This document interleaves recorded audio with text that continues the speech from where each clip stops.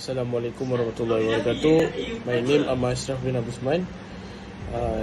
I from SEM 1A. Today I want to present about introduction PCB fabrication using PPE.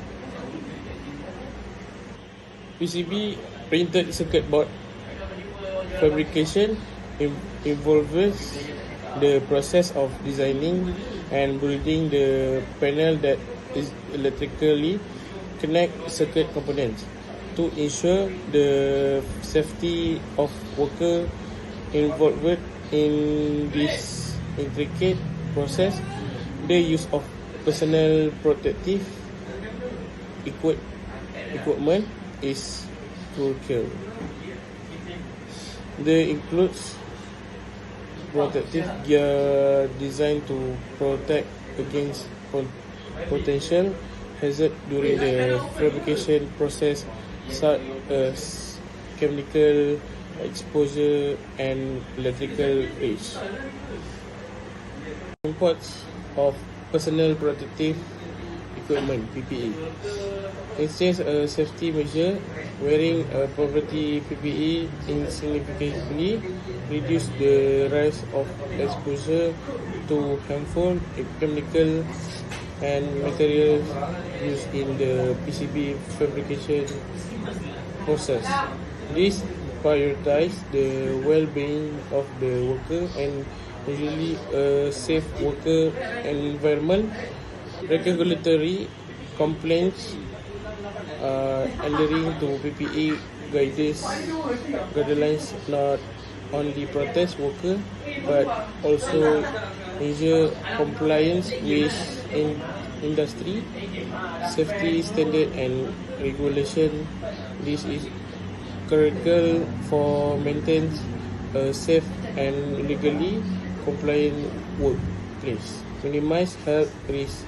PPE help minimize the risk of injury and illness related to the fabrication process, promoting the overall health and well-being of the worker environment. Type of PPE required for PCB fabrication. Number 1, glove. Gloves are essential to protect the hands from chemical exposure and physical hazard during PCB fabrication. Number 2, safety glasses.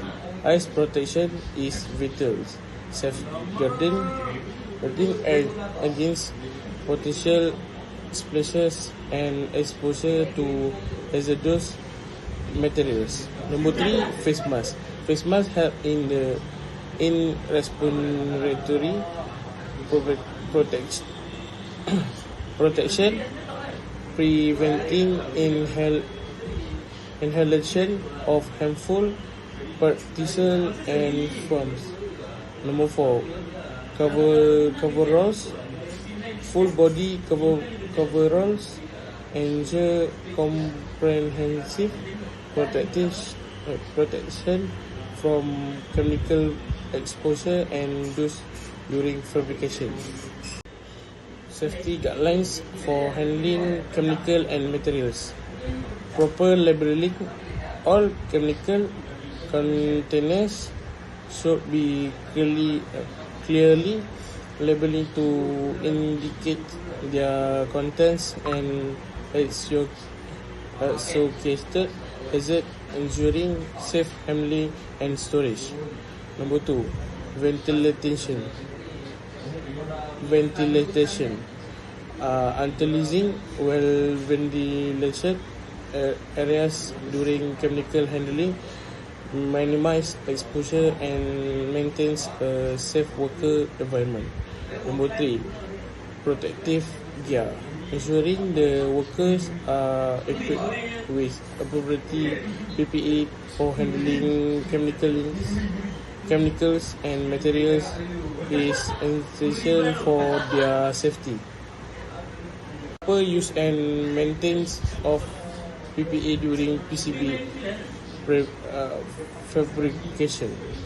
Number 1, inspection. Number 2, cleaning. Number 3, storage. Next, common hazard and risk in PCB fabrication and how PPE mitigates them. Number 1, chemical exposure. PPE such as glove and face mask serve as a barrier against harmful chemical exposure, safeguarding worker health. Number 2, electrical risk. Wearing insulating PPE protects against electrical hazard, preventing potential short and injury. Number 3, physical injuries.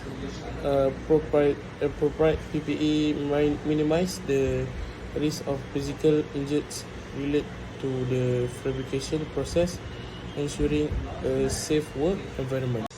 Training and education on PPE for PCB fabrication. Number 1, interactive workshop. Hand-on workshop are conducted to educate workers on the proper selection and use of PPE in PCB fabrication. Number 2, visual demonstration. Visual aids and demonstration are utilities to emphasize the importance of PPE and its correct use in the fabrication process. Number 3, regular refresher training. Periodic training session or ensure the worker are updated on the latest PPE guidelines and the best practice for safety. Conclusion and key takeaways.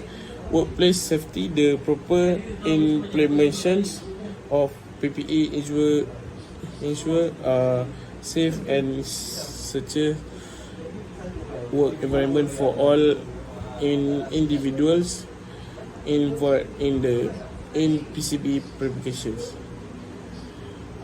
Employee well-being.